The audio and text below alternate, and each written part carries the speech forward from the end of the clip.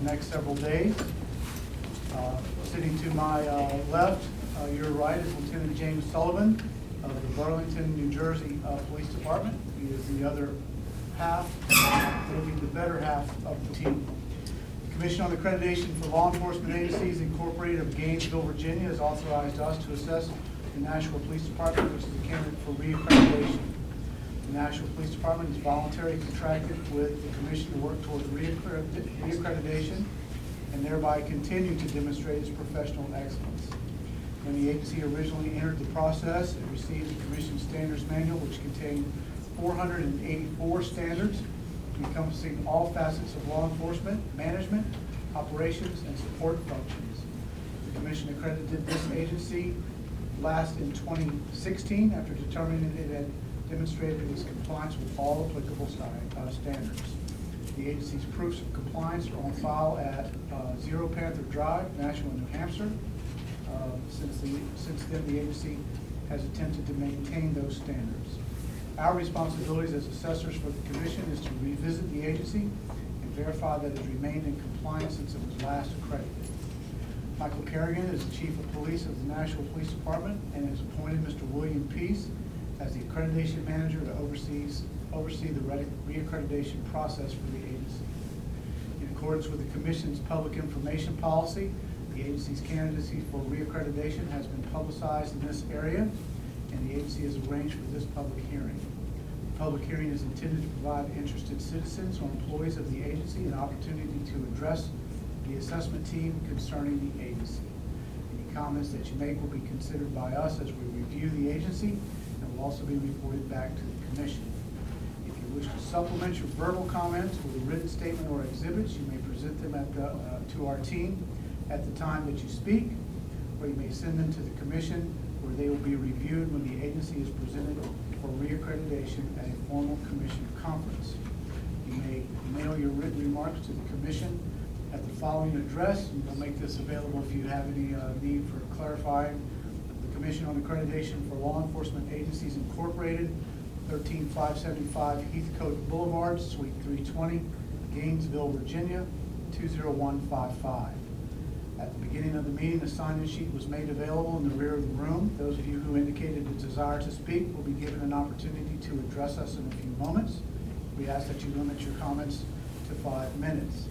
If you wish to speak with any member of the Commission staff, you may reach them at telephone number 703-352-4225. The Commission staff representative for this agency is Paul McMillan. You may also email your comments to CALEA at calea.org, placing the agency name in the subject line.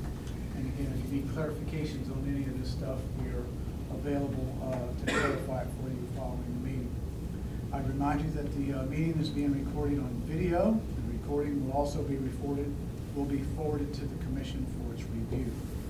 So we're about to get ready. Anybody got any questions, concerns? All right, so we'll get started first with Judge Colbert. Good evening, Your Honor. Good evening. So my name is Jackie Colburn. I'm the presiding judge for the local Superior Court. We have jurisdiction over southern Hillsborough County, within which Nashua is our largest city. As the Court of General Jurisdiction, handling primarily felonies, I've had many opportunities to interact with the administration at NPD and to see the work of its officers now for more than 10 years. I'm happy to have this opportunity to speak in support of the department's accreditation. I do want to focus my comments in particular on the department's work related to our felony adult drug court. I started the drug court a little more than 5 years ago in the middle of 2014. Its initial design incorporated the participation of many stakeholders, but law enforcement was not included. And after attending a national training later that year, I was persuaded to consider that and to invite law enforcement to join the team. To be perfectly frank, at that time, it was a somewhat controversial idea. Adult felony drug court programs are designed to target high-risk, high-need offenders, meaning that they are high risk to reoffend and very high need for severe substance use disorder and often co-occurring mental health treatment. Most participants come to the program with very long criminal records, many of whom have served multiple bids in county jails and in state prison. By their very nature, this population is prison-bound when they find themselves again convicted for a felony offense. So initially, it seemed to me highly unlikely that law enforcement would support diverting that particular population of offender from prison back to the very community where they were so frequently reoffending. On the other hand, I was persuaded by the statistics and the evidence that proved that traditional methods of criminal justice were not working for this group of folks. We could incapacitate them through incarceration time and time again, but 99.9% of the time they were coming back to the same community and often recidivating, and then the cycle would continue. If we could be successful in rehabilitating them, we knew that we actually had an opportunity to enhance public safety by breaking the cycle, reducing the cost to the community and to the state, and thereby getting more bang for our buck in terms of long-term success. So statistics show that drug court programs that adhere to evidence-based practices have as much as double the success rate in reducing recidivism than do traditional methods of criminal justice, arrest, incarceration, and often parole. And more relevant to this point is that there was a multi-state study that impressed me stunningly, showing that programs were 88% more effective when law enforcement was formally introduced to the team and actively participated in it. So we began by asking Nashua Police to be trained in the model and requested that they formally join the team. Somewhat ironically, the first officer ever assigned to my drug court was an officer by the name of Mike Carrigan, who is now the chief, and we never looked back. He was followed by now Deputy Chief Kevin Rourke, Captain Kenny, and now Lieutenant Rob Page. So not only did the department support the partnership, but they jumped in with both feet. And every chief since that time in late 2014 has supported the effort. The department's role has expanded significantly in the program, in particular as it relates to their now activity in doing wellness checks, curfew checks, and providing an adjunct to probation's community supervision. The lieutenants in charge have been instrumental in providing our team with information that we would likely not otherwise have because of their frequent street contacts. Their involvement has enhanced our ability to properly identify participants who would be good candidates for the program and to identify those through law enforcement intelligence that would be inappropriate for the program. The department's role has undoubtedly, in my opinion, impacted our long-term outcome for success. Many patrol officers in the department have now been trained in the drug court model, and they work cooperatively with us on a daily basis to ensure that the participants are held accountable in the community. The partnership has proven so successful that it is now a model for other drug courts around New Hampshire and New England, who are now trying to mirror it. Captain Kenny has worked tirelessly to help orient and train other departments, and NPD's work has really put them on the map in the New England drug court community, as is evidenced by him being asked to serve on the New England Association of Drug Court Professionals Board of Directors. And I think that's significant because that group has never before had a law enforcement voice on it, and it now does. I'll finish by saying anecdotally, I've heard from many participants that they cannot believe that they now have a good relationship with law enforcement, something that they have never had in their lives. When the police come knocking, and they do frequently, many times each week at the time of their curfews, they open the door, they're respectful, they share their stories about their successes and even their struggles. That information is then reported back to my team, allowing us to properly incentivize and sanction the participants appropriately. It's a crucial component, I think, to the behavioral therapy that the program requires. The participants are learning to build positive relationships with people of power and importance in the community. We had one participant recently, and I think this illustrates the point, make a phone call to, I hope he didn't dial 911, but he made a phone call to the police department asking if he could get a ride in a cruiser out to the treatment center because his ride had fallen through. This is a fellow who never in a million years would have reached out for police assistance in the past. And that's one, there's many examples of that. Another participant asked now Deputy Chief Rourke to speak at the graduation ceremony specifically on his individual behalf, and he did that. So on the flip side, I'm hearing from officers that they're getting great satisfaction from seeing people that they have arrested time and time again actually turn their lives around. And at least one high-ranking official has told me that he believes that statistically robberies and burglaries are down in large part because of the program and Nashua's role in it. By its very nature, the program will never be 100% successful, but it's very clear that the success we are presently enjoying is related in no doubt to this innovative partnership and the forward thinking that the Nashua Police Department has exhibited over the last 4 or 5 years. So they have my full support, and I greatly appreciate their willingness to work with the court on this important program.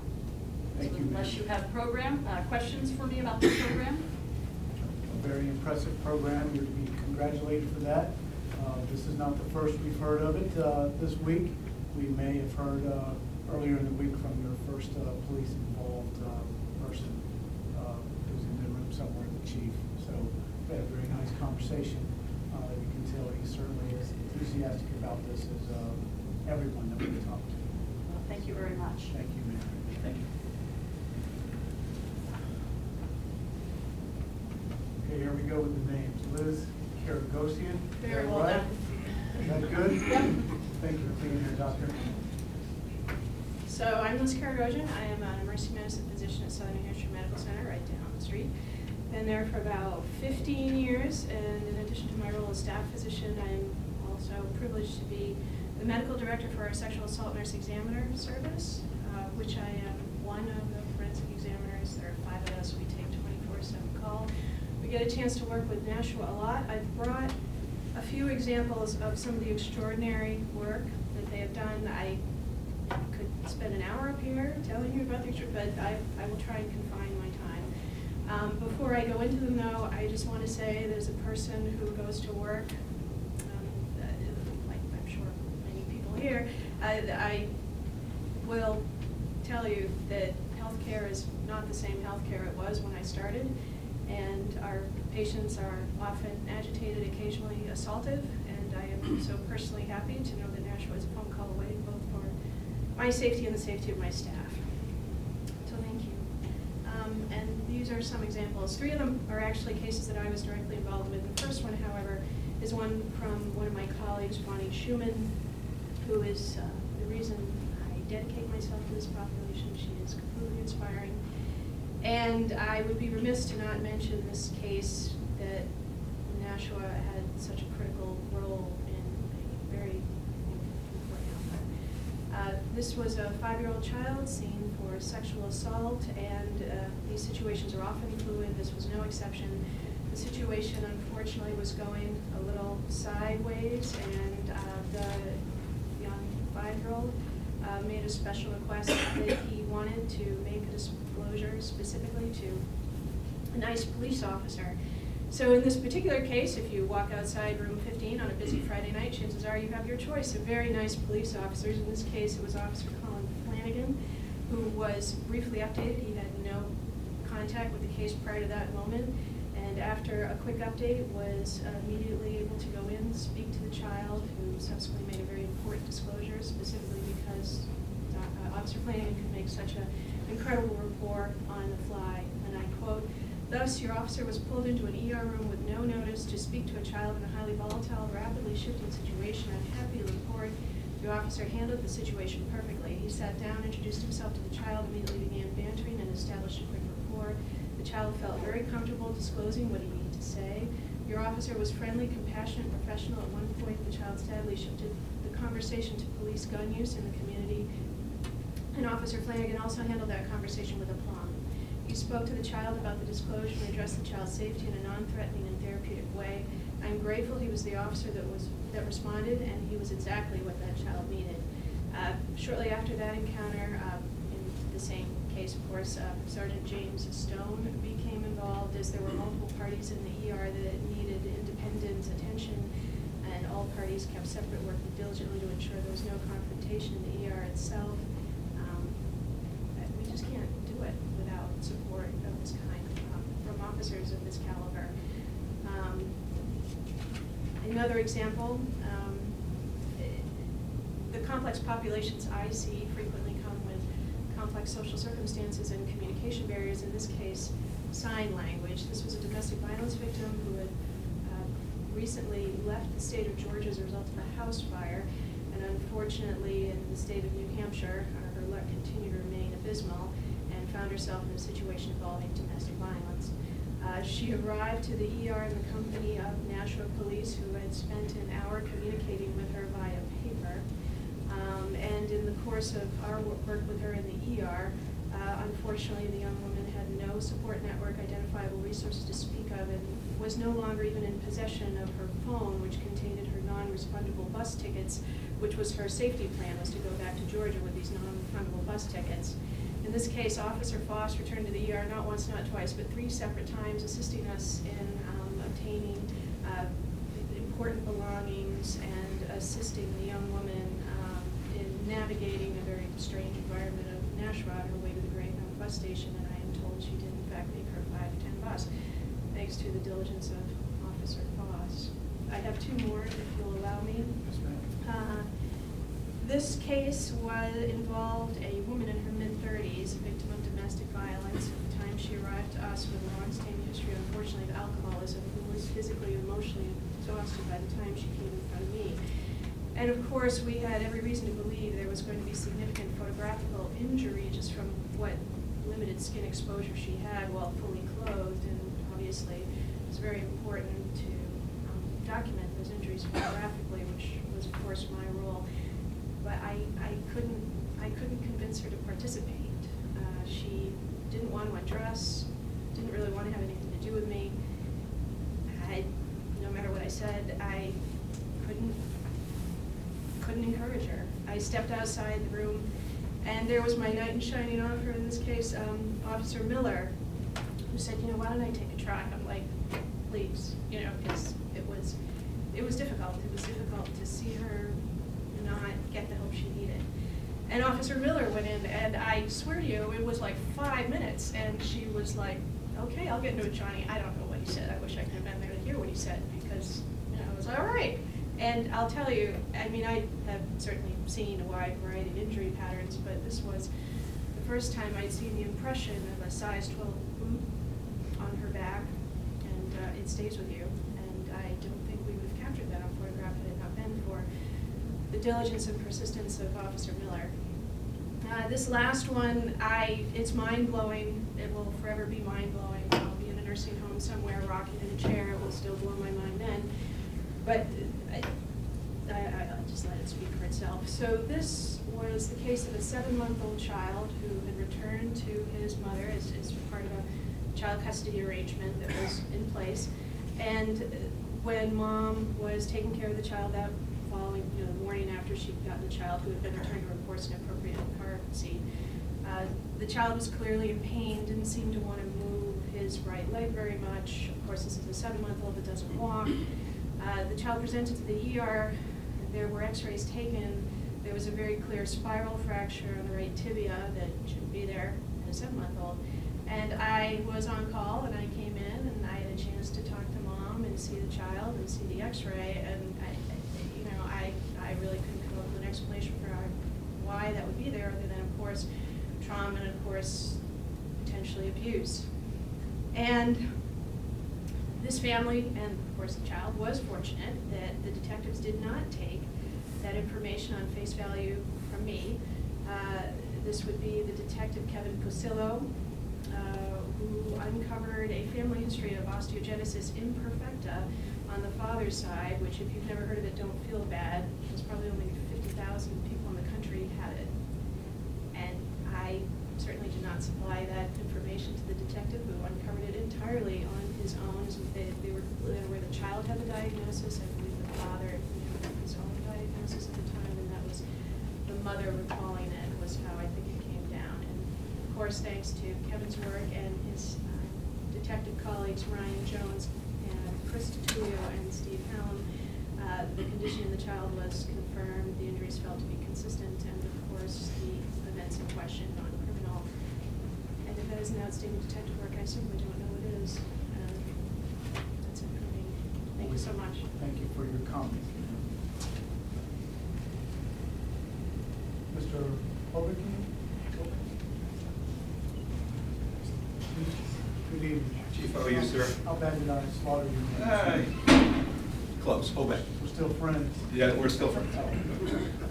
So good evening. As you know, my name is Joe Hovicky. I'm the Chief of Police in Hollis, which borders Nashua to the west.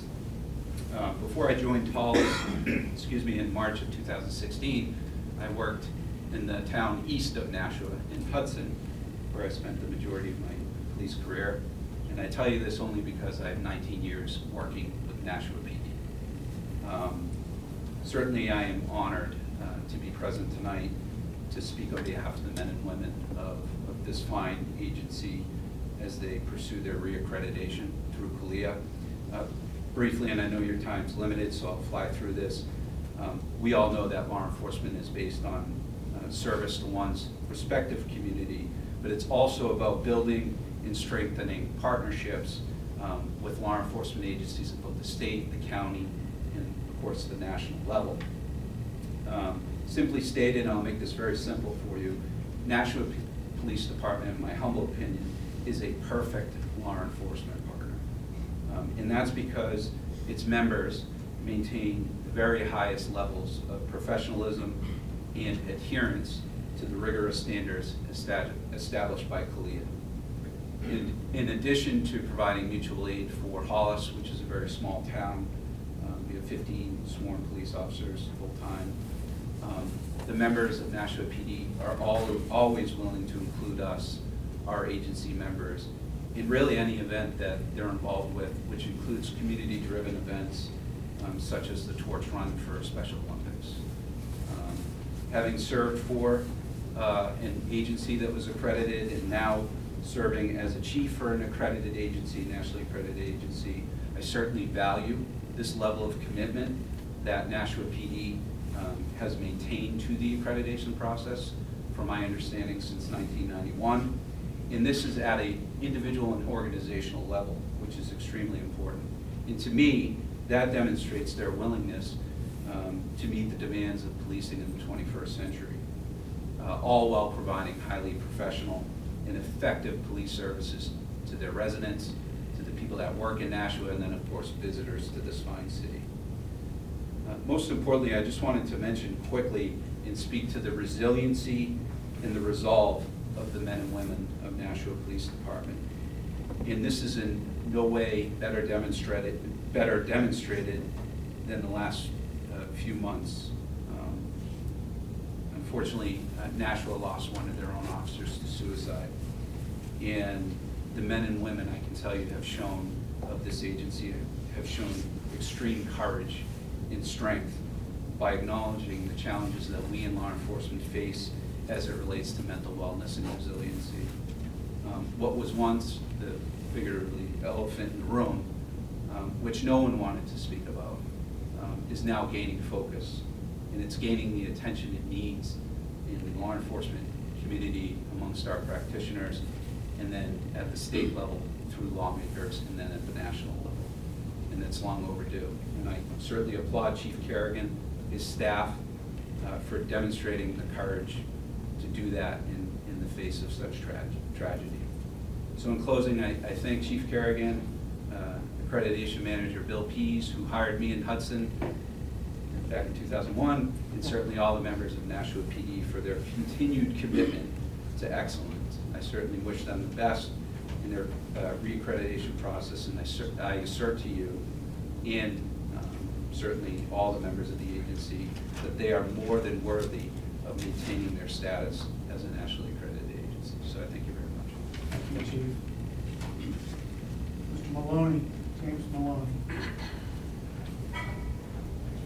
Good evening, gentlemen. Good evening, sir. My name is Jay Maloney. I'm currently employed by the Hollis Police Department, and I'm the accreditation manager there.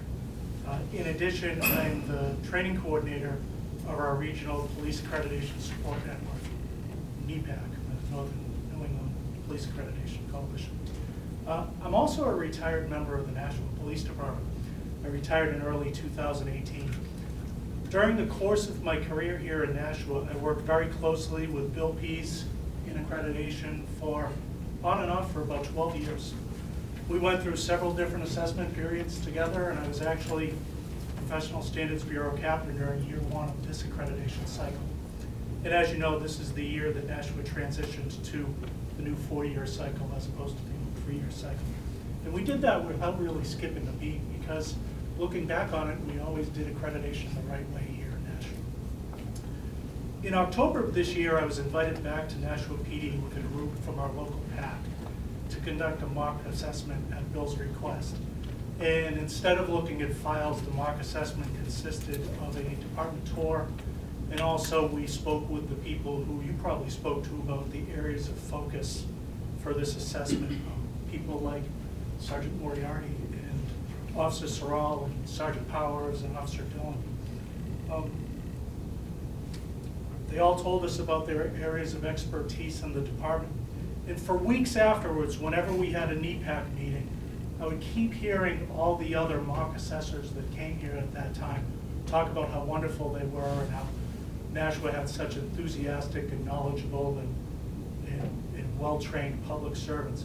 And of course, I was proud of all the people who presented to us that day, but although I was proud of them, I wasn't surprised. I wasn't surprised at the impression they made on our mock assessment team.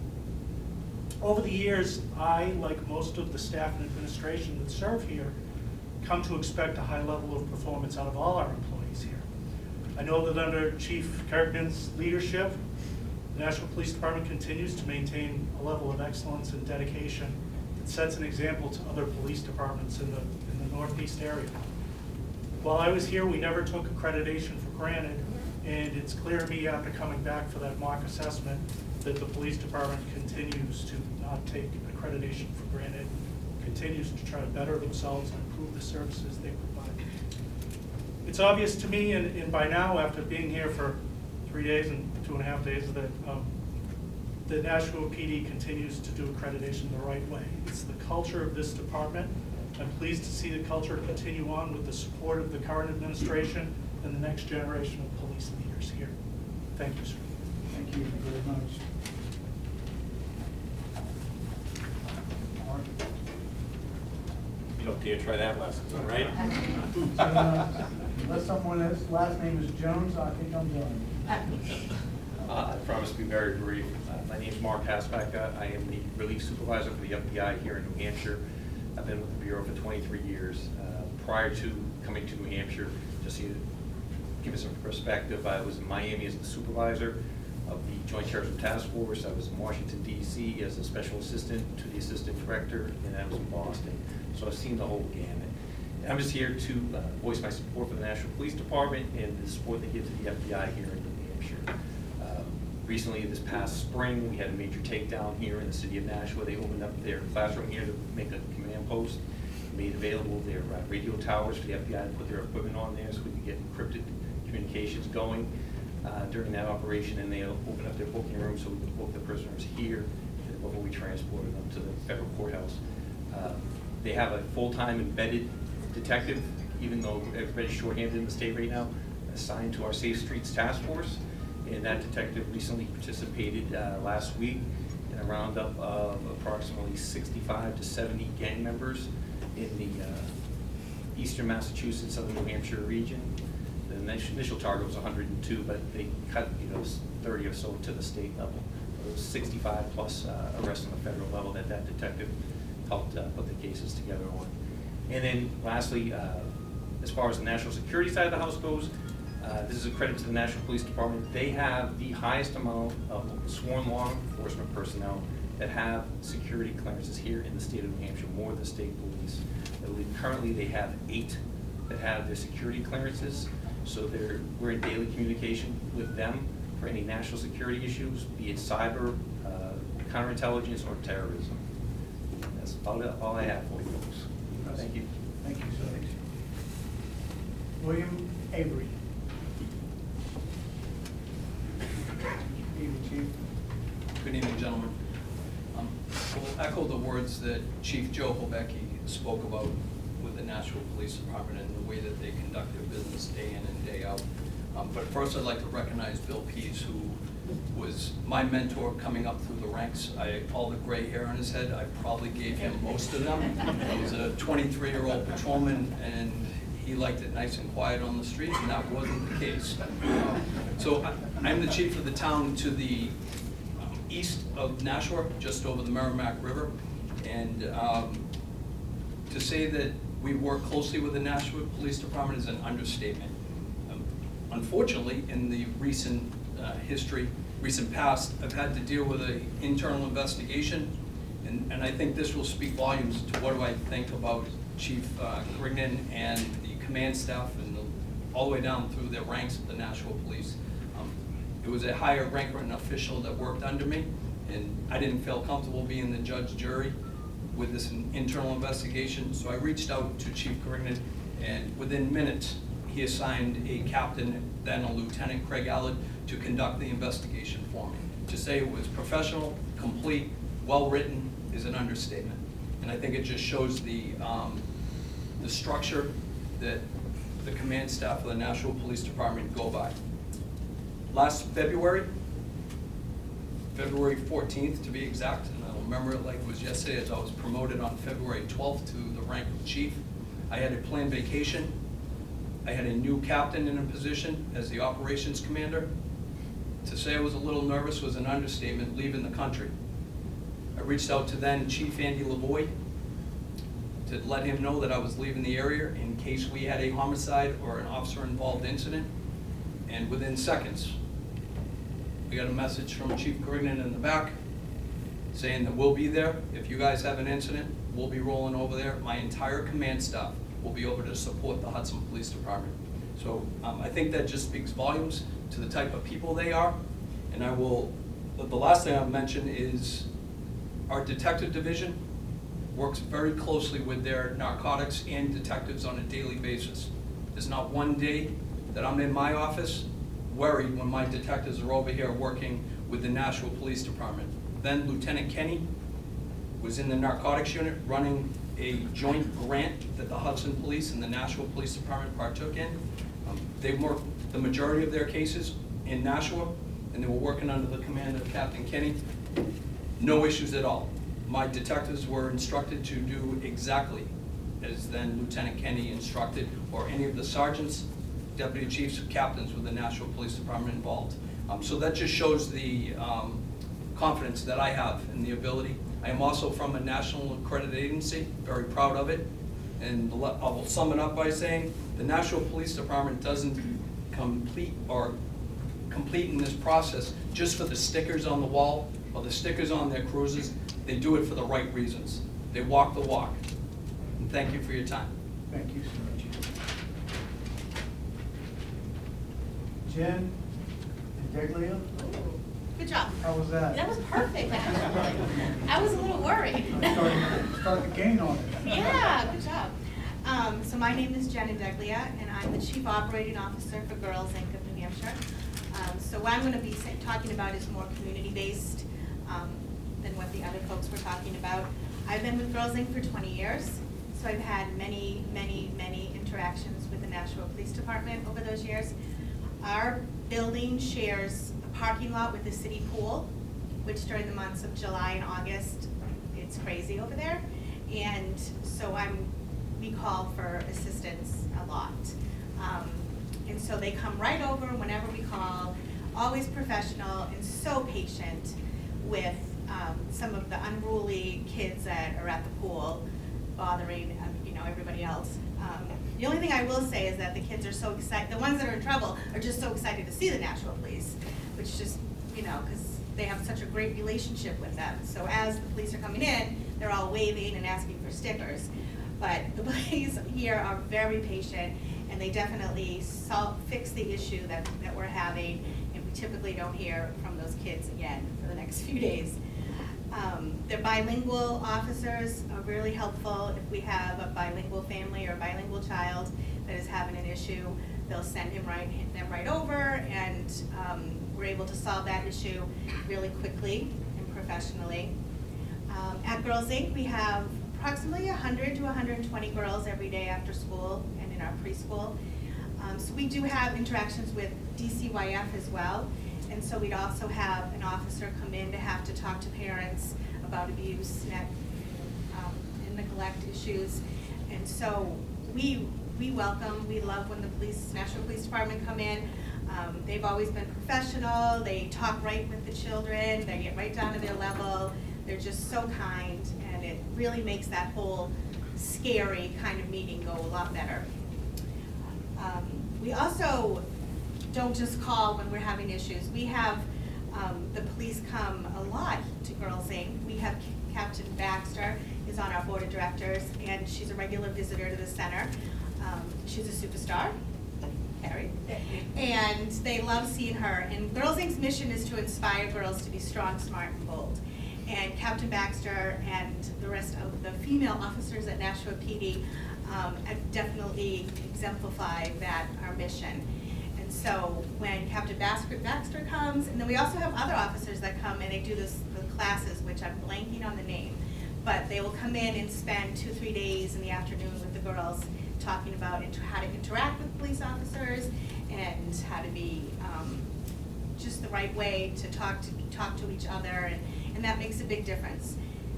A lot of our girls see police officers can be scary, and so the more that we can have them in and talking with the girls definitely makes a difference. I've joked that I would love if there's an officer that would like to do some paperwork in the parking lot in the summer. We'd love to have them. I'll set her up. But that definitely has helped.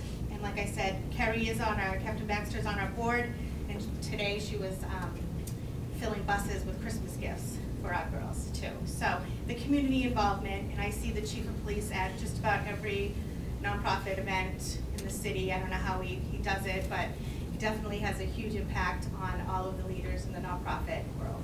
So that's all I have to say. Thank you very much. All right. I appreciate your comment. Sandra Pelletier. We didn't mess that one up. No, Thank ma'am. you. Good evening. I want to thank you for this opportunity this evening to speak on behalf of Nashua Police Department before you as the Accreditation Board. My name is Sandra Pelletier, and I have the pleasure of being the Chief Executive Officer of Gateways Community Services. Gateways has been a community nonprofit in Nashua since 1981. We are a nonprofit that serves some of the most vulnerable populations in our community. We work with individuals who experience developmental disabilities, autism, brain injury, and elders and veterans in need of care. We provide early support services to children birth to 3. We provide children and family services. We take care of adults with developmental disabilities with residential and vocational supports, and we provide in-home supports for elders and veterans. From birth to the end of life, we touch over 5,000 people in the greater Nashua community in the state of New Hampshire with a team of about 750 staff. Nashua Police Department has been an incredible partner. They help make a difference in the lives of the individuals we serve. The work at Gateways can be complicated, and our staff on a daily basis can be faced with challenging, sensitive situations that require the help and support of law enforcement. These situations can require patience, perseverance, and quick thinking. When you hear the motto for the police, to protect and to serve, the Nashua Police Department does that every day for many situations that we're involved in.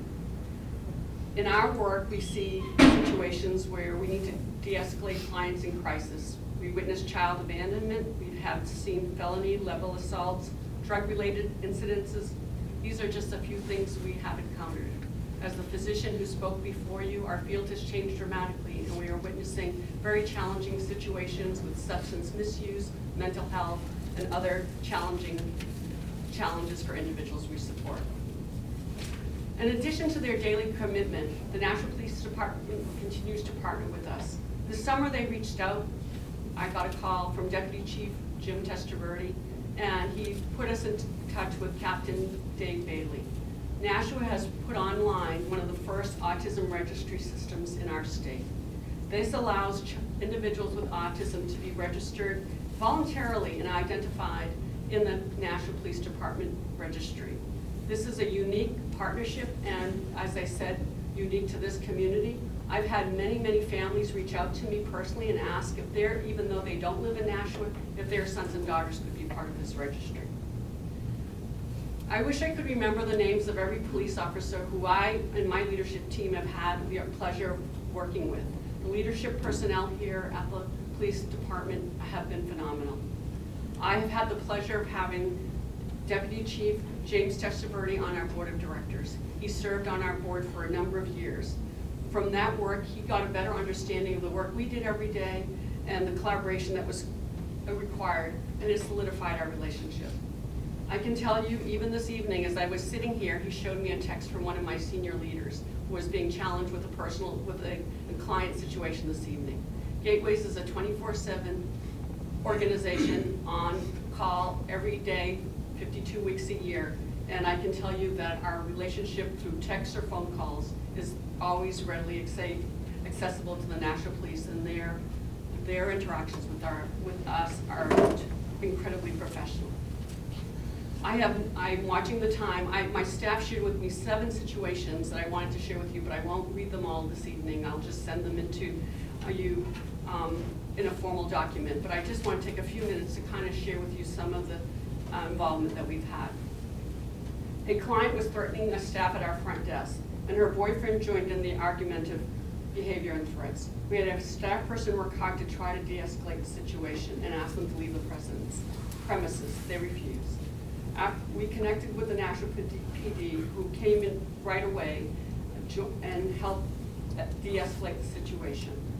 They explained and shared with our staff, and they do this on a regular basis, work with our staff to help them understand better how to react in those situations. Another situation, a former staff person was threatening senior leadership. It happened to be me. The person was making a number of allegations, was stalking me, and this continued over a number of years. Nashua PD has reviewed that situation with me on a number of occasions and has assured my safety. I have reached out to them even most recently after going through some extensive training to make sure that that person was still someone that I should be looking out for, and they assured me of his presence and how I should manage that concern. A close family circle member of client was posting bullying remarks about the client on social media and threatening gateways and service provider staff. We connected with Nashua PD, who came on site, reviewed this social media post, and provided guidance on how to manage the situation. A female client lived with her mother and mom's lived-in boyfriend. Suspicion of the live-in boyfriend, and these are individuals with disabilities, engaging in sexual acts with the female client in exchange for tangibles like food, weed, money.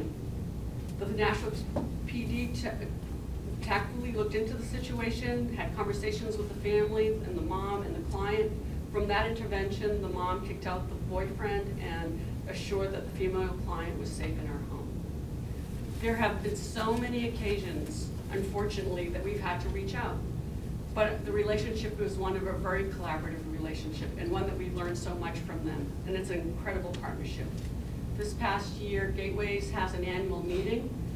We always look, and we take that annual meeting pretty seriously, and we look for some organization or partner that we really have stood the test of time with us and has made a difference in the lives of people that we serve every day. This past year, the board of directors of Gateways decided to honor the Nashua Police Department. That evening, a number of the police department staff were there present for this honor, and we cannot thank them enough for the work they do. Leadership here by Captain Police Chief Kerrigan and Deputy Chief Testaverde just speaks volumes to what happens here in our community. Thank you so much. Thank you.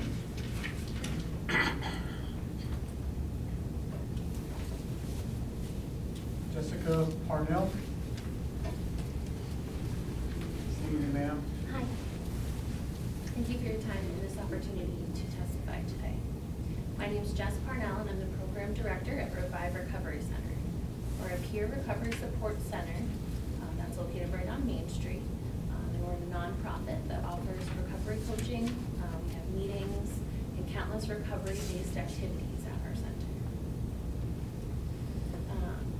Earlier today, I was on the phone with several of the other directors in the state. And due to the stigma related to substance use disorder, many other recovery community organizations in the state do not have as many positive interactions as I do with police.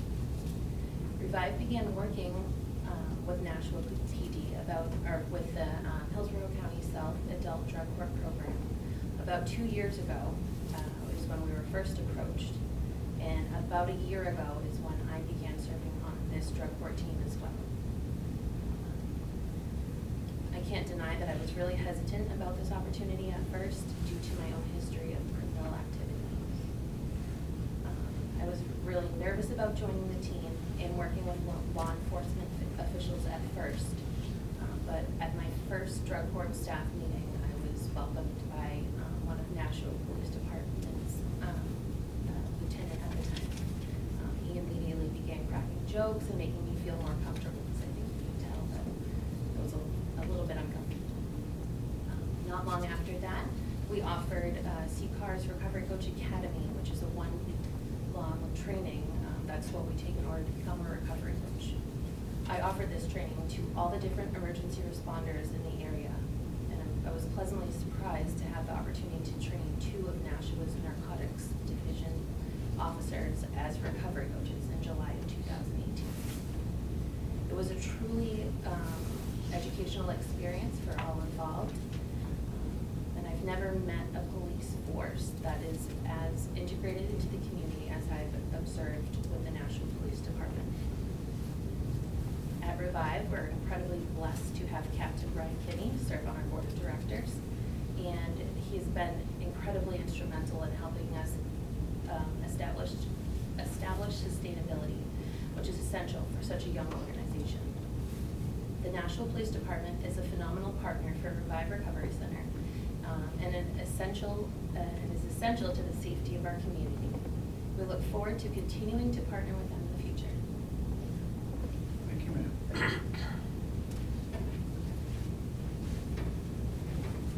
Adam Moreau? Marku. Marco? Marku. I was doing good for a few minutes there. Well, I figured, Back to normal. the X at the end will just throw everyone for a loop. My name is Adam Marku. I'm a lifelong resident of Nashua. I've had my personal life experiences with the Nashua Police and the professional. I am a teacher in the city of Nashua, and I'm also president of the Nashua Teachers Union. So from a professional standpoint, I have worked closely with our school district safety team, which includes many officers, detectives, captains. I don't know all their ranks, and have given us, I can't even count the hours of time to help better prepare us for what could be a tragedy as we've seen gun violence expand to public and local schools. It's an uncomfortable topic. The teachers in the room, including myself, are very anxious about it, and the time, effort, and energy they put into making us feel as best we can about those types of situations is incredible. They've trained every staff member in the Nashua School District, which is about 2,000 people, when this started about a year and a half ago, in their ability to give their time to our people, because if you're not familiar with teachers, we're very type A. You go very specific directions and we'll follow them. And unfortunately, when you talk about an active shooter or other tragic things like that, there is no follow the script. And we're having a very hard time with that. And their level of patience and understanding and willingness to meet with any person who wants to talk with them in their school, in their classroom, has just made our community that much better. As a teacher and in my role as president of the union, I spent time in all 17 of our schools, And it's not uncommon to see one of the patrol officers in the schools. They're not there because there's a problem. They're there to say hi to the kids, high five them, just walk around. They're a presence in our schools and in our community, and we're very appreciative to see them there. The kids are excited to see them. They high five them, they want to talk to them, they're comfortable with them, and this helps with relationships moving forward as they get older in our middle and high schools years when there can be a little more risky behavior, if you will. On a personal level, no, I've not been arrested or pulled over for a speeding ticket. 5 years ago, I became very well acquainted with the Nashua Police when 4 foster children came to my house. Fast forward, 2 of them have now been adopted by my wife and me. And throughout that process, which was just unbearable at times, the Nashua Police were there to support my wife, me, and the boys that came to live with us. And the kids may not have known that, but we definitely felt it. I spent a lot of time on the phone with Captain Bailey. At the time it was Sergeant Baxter, and now she's Captain Baxter. It was about 6 weeks before Christmas, and then we had 4 children show up, and what do? And my neighbor, who is also a detective here, showed up with one of his detective partners. And in the back of their car, they had gift cards and things for our family. And then I got called to come over to the department, and I don't know where they came from, but I'm sure it came directly from the pockets of the officers in this community. There was a pile of toys and other things for the boys. And I don't know if that happens other places, but experiencing it firsthand myself in the generosity and the caring and compassion that the officers show here, I hope is not unique to the country, but it's very special for us here in Nashua.